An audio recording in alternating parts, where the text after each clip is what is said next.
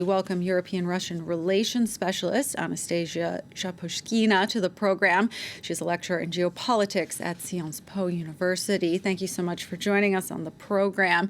What do you see as Putin's big message here with this statement, and who he wants to hear it? Putin used the press conference this year to emphasize and repeat his ultimatum to the West, which he had submitted in written form with the Minister of Foreign Affairs leak, so-called leak, earlier on.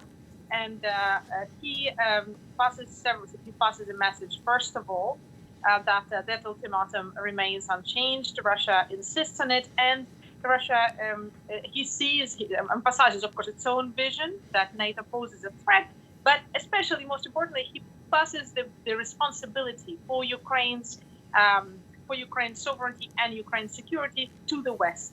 To the two questions by BBC and then by Sky News about the probability of war, by NTV and Sky News about the probability of war, and about what does the West not understand about your intentions and Russia's intentions.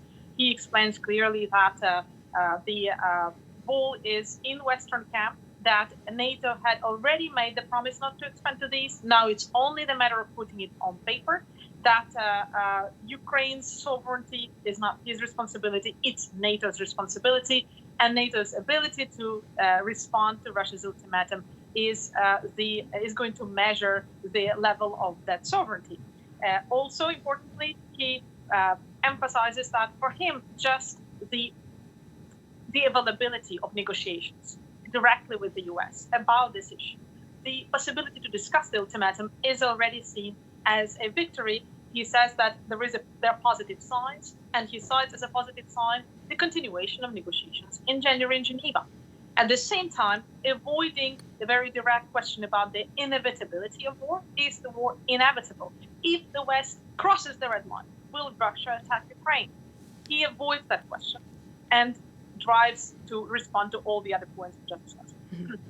So why is this ultimatum so important to Putin, that NATO does not extend its military activity eastward into Ukraine?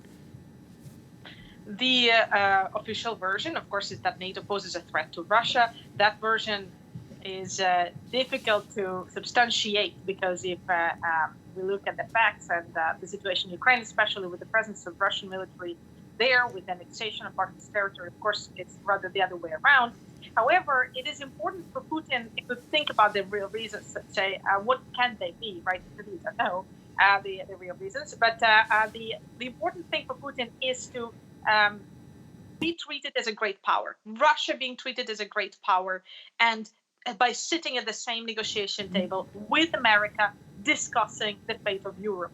If we view Ukraine or Georgia or any other further NATO members, potential NATO members, as a part of Europe.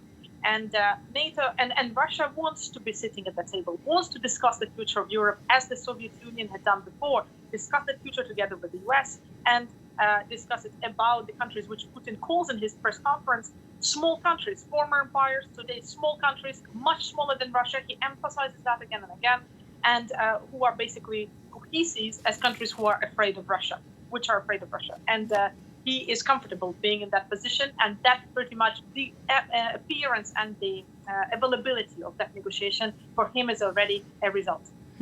Putin did also say that he sees the U.S.'s willingness to discuss Russia's security proposals as a positive.